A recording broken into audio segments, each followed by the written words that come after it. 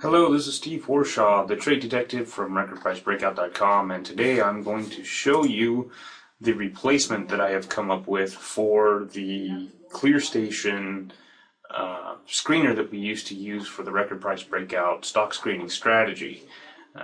Unfortunately, E-Trade decided to shut down that website this year, and I've been looking for something simple that everybody could use on a daily basis, and here's what I found. So the website that you're going to need to go to is www.finviz.com.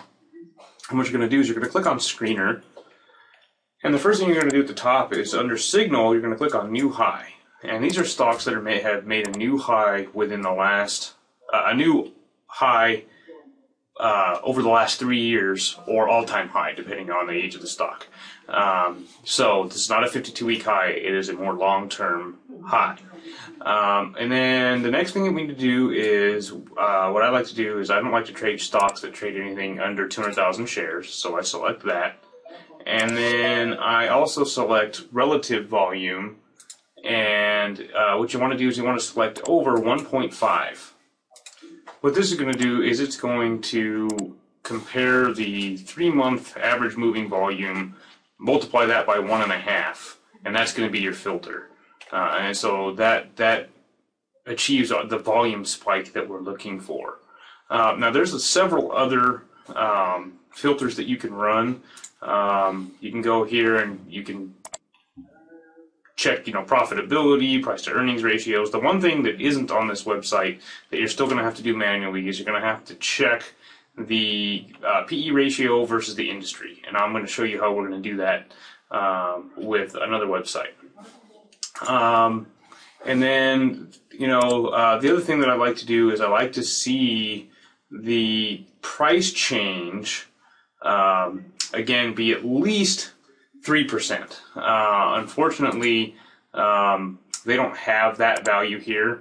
What they do have is today up. So what's important about this is, sometimes a stock can, shoot up to a new high and come back down. And we don't want that. We want it at this current time, whenever you're looking at it, to be up. So I go ahead and I throw that in there. So now what you have is stocks that have reached a new high, that have a volume spike, and that are up. As you can see, it can be somewhat of a long list. Some days, like on Friday, there's only 3 or 4. But all in all, it's going to get you that list of stocks that you want to then enter the value for the PE versus the industry. Now down here, which you can see, let me try and bring this up here. How am I going to do this? Let's see. So I've got 5 monitors on my computer, so this might take me just a second. There we go. Okay. So what you can see is, if you go ahead and you scroll down here, you'll see an export button. What that'll do is that'll export this entire table into a CSV file, which you can open with Excel or any other spreadsheet program. So that's pretty handy, because then you can just copy and paste these symbols into the next part. So the next thing that we need to look at is we're going to go to MSN, and we're going to go to their finance tool. And I'm going to plug one of these in. So the top one, that moved 12% today, volume 4 million shares. Okay, what's its PE? No PE ratio. All right, let's move to one that does. So let's look at MSG. I like to make sure that I don't put the ones that don't have PE ratio, because that's not going to help us. So we're going to go to MSG, and then what we're going to do is, under fundamentals, there's key ratios. And let's see, in here, what you want to do is, there's a list of items here: growth, price ratios, profit margin, all that stuff. But if you click on price ratios, ta-da, you're going to get a list of the current PE ratio versus the industry. And that's pretty nice. This one's 32.3, the industry's 15.1. This stock is not an RPBO stock. So then you can just come back here, and I'm going to show you how to make it a little quicker so that you don't have to go through that each time.